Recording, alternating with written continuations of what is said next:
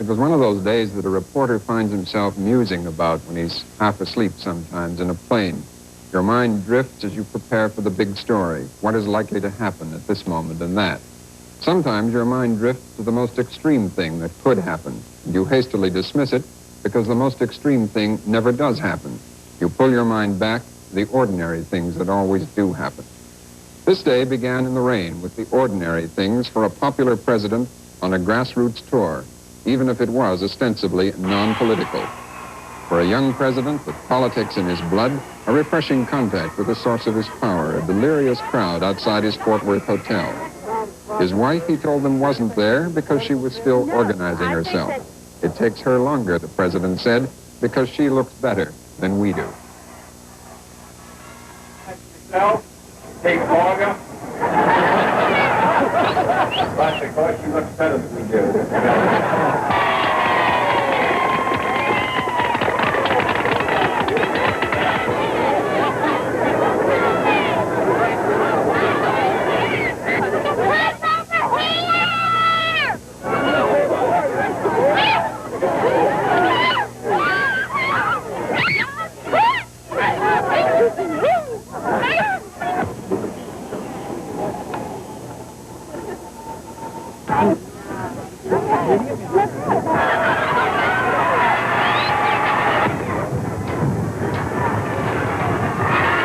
Mrs. Kennedy did appear a little later at a Chamber of Commerce breakfast, timing her entry by waiting outside the door until all others were introduced.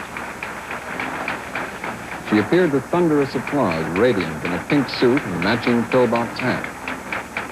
This caused her husband to think back to a day 2.5 years ago in Paris. Years ago, I said that introduced myself in Paris by saying that I was the man who had accompanied Mrs. Kennedy to Paris. I'm getting somewhat that same sensation as I travel around Texas. A new Mrs. Kennedy has emerged this trip, a first lady no longer shy about the rough and tumble of politics. On arrival in Dallas from Fort Worth, she was true to her new form.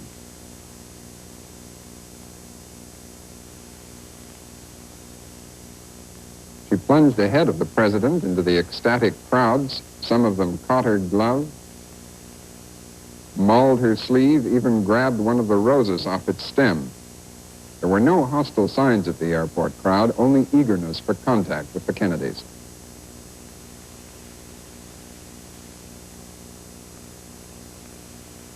Then into the open limousine for the motorcade through Dallas. The president had done this thousands of times. He sat on the right, Mrs. Kennedy on the left. Everywhere the crowds were bigger than expected. Dallas authorities were jittery. Security precautions were the heaviest in the city's history. Dallas was determined that its name, smirched round the world by the attack on UN Ambassador Adlai Stevenson last month, would not be dragged through the mud again. There were heavy police forces all along the route.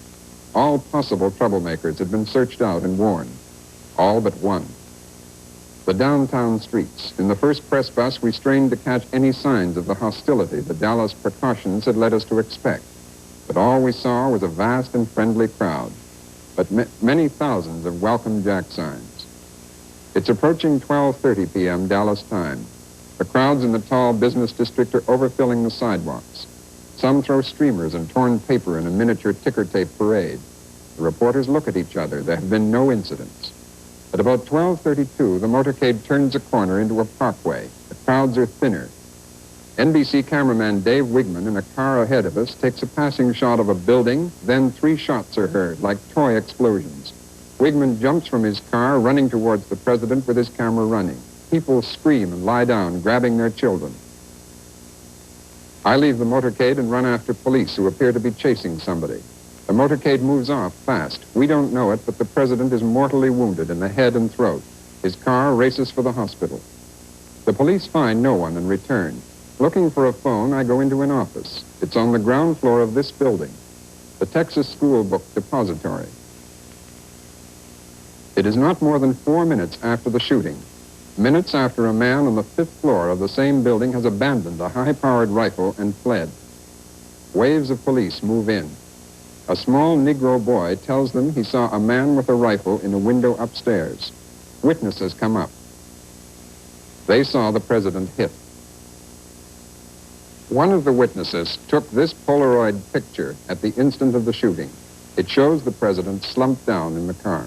Just as Mary started to take the picture and the president came right even with us, we looked at him and he was looking at a dog in the middle of the seat. 2 shots rang out and he grabbed his chest and a look of pain on his face and fell across toward Jackie, and she fell over on him and said, "My God, he's shot."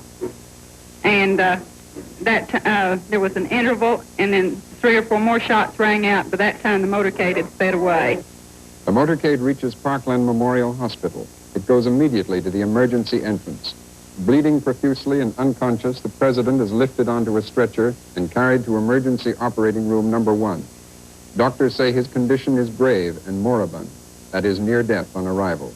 A senior house physician is in attendance. A professor of neurosurgery and other doctors come immediately. Mrs. Kennedy, untouched by the bullets, is with her husband. Texas Governor John Connally, also seriously wounded, is also in an emergency ward. The doctors try every possible way to save the president. Oxygen is given and anesthetics, a blood transfusion, a tracheotomy, that is, making an opening in the throat to aid breathing. The president's heart stops. External massage was applied to his chest, but no pulse results.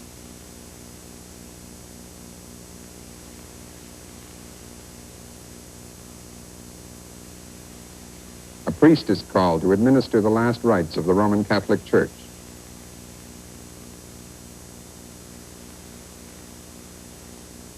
At approximately 1 o'clock, the president is dead.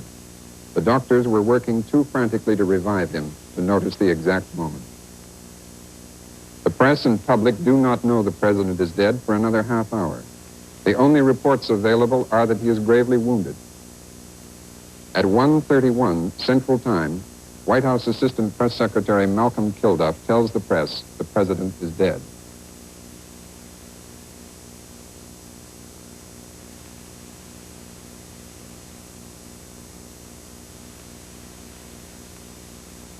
At that moment, Vice President Lyndon Johnson, suddenly the new president, leaves the hospital. A new Secret Service detail just arrived, forms up around him, and he leaves for the airport. There, in the president's jet plane, Air Force One, a hastily summoned woman federal judge with a borrowed Bible administers the oath of office. The president's body, in a bronze coffin, is flown to Washington.